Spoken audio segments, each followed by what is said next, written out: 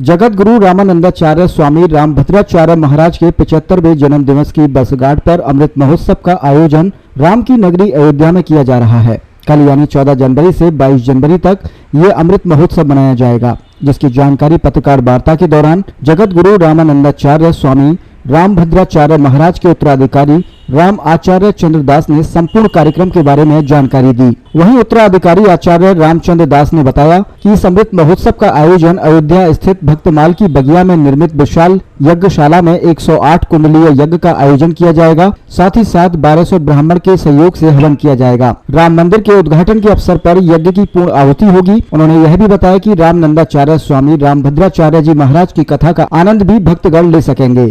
का विषय है। लगभग 550 वर्षों की लंबी प्रतीक्षा के बाद भगवान श्री राम लला अपने दिव्य भव्य मंदिर में प्रवेश करने जा रहे हैं।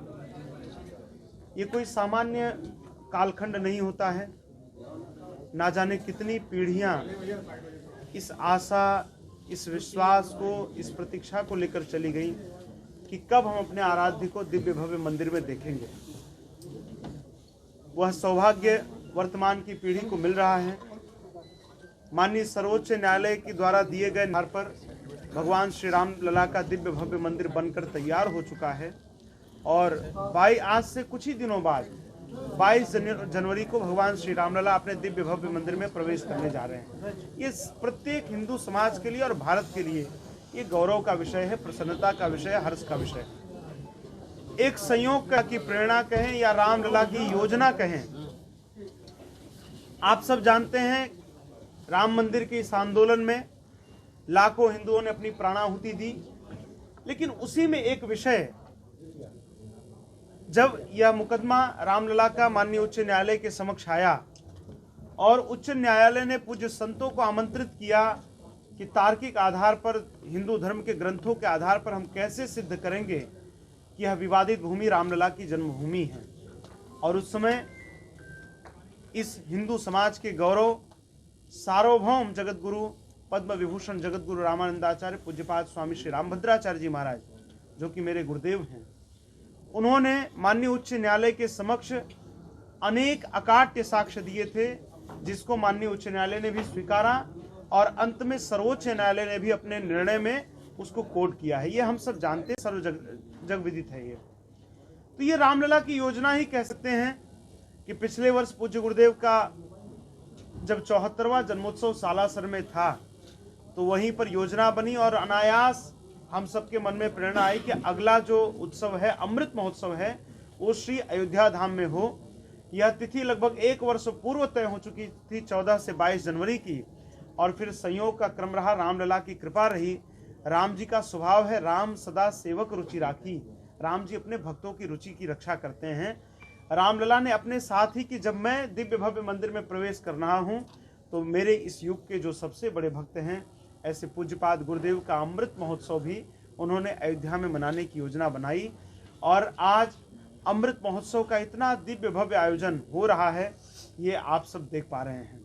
यहाँ पर 1008 कुंडीय श्री हनुमान महायज्ञ हो रहा है। आप जानते हैं, हम अपने घरों में, परिवार में, अपने समाज में अनेक अनुष्ठान करते हैं, लेकिन वह कहीं ना कहीं हमारे अपने लाभ के लिए होता है, या तो धन के लाभ के लिए, या अपनी विजय के लिए, या अपनी यश कीर्ति वैभव की वृद्धि के लिए। लेकिन यह अनुष्ठान इतना निर्मल हो रहा है, इतना पावन हो रहा है गुरुदेव के सानिध्य में। इस अनुष्ठान का उद्देश्य केवल और केवल पाक अधिकृत कश्मीर की पुनः प्राप्ति है। इस मनोरथ के साथ यह दिव्य अनुष्ठान हो रहा है, जहाँ पर हजारों की श्रृंखला में हमारे वैदिक विद्वान बैठ करके और पूज्य गुरुदेव के हजारों शिष्यों के साथ 1.25 करोड़ से अधिक आहुतियां श्री हनुमान जी महाराज की प्रसन्नता के लिए समर्पित करेंगे।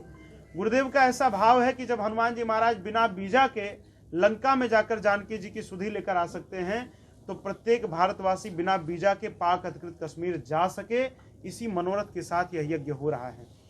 आप जानते हैं, पूरे रामायण काल में भगवान श्री राम ने अपने प्रत्येक कार्यों के लिए जिन्हें निमित्त बनाए, वो श्री हनुमान जी महाराज हैं।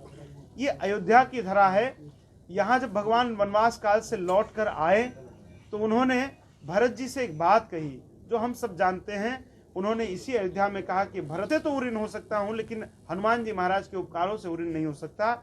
और उसी का परिणाम है कि अयोध्या जी में भगवान ने अपने से भी ऊंचा स्थान यदि किसी को दिया है तो श्री हनुमान जी महाराज को दिया। इसलिए हनुमानगढ़ी में हनुमान जी महाराज विराजमान हैं।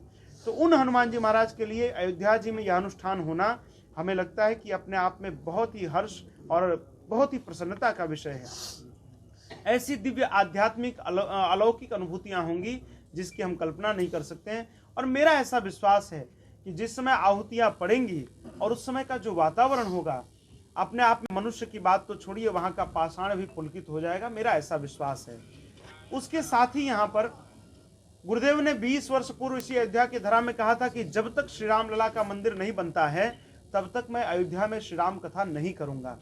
और लगभग 7 वर्ष पूर्व जब यहाँ पर आंदोलन हुआ तब भी गुरुजी ने कहा था पूज्य महंत श्री नृत्य गोपाल दास जी महाराज को कि महाराज जी, मैं आपको विश्वास दिलाता हूँ, आपकी कई पीढ़ियां चली गई जिन्होंने मंदिर का केवल सपना देखा, लेकिन मैं अपनी तपस्या के बल पर आपको विश्वास दिलाता हूँ कि हम आपको दिव्य भव्य मंदिर दिखाएंगे।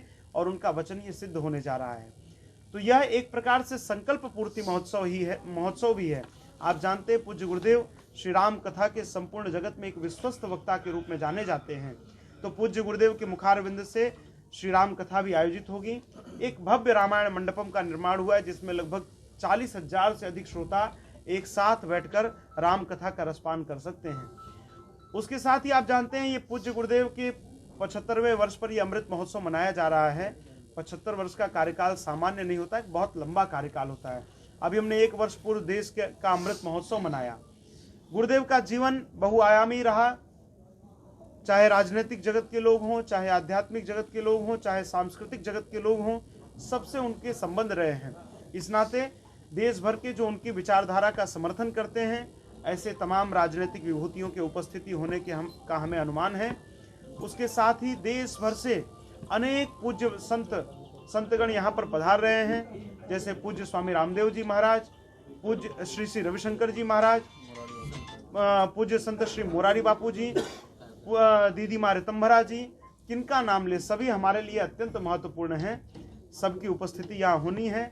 हमारे गुरु भाई श्री बागेश्वर सरकार की उपस्थिति भी कल अमृत महोत्सव में 14 जनवरी को होगी और फिर 20 से 22 जनवरी। इस समय के प्रसिद्ध कथावाचक श्री प्रदीप मिश्रा जी, अनिरुद्धाचार्य जी, परम पूज्य श्री राजेंद्र दास जी महाराज, पंडोकर सरकार, ऐसे तमाम विभूतियों की उपस्थिति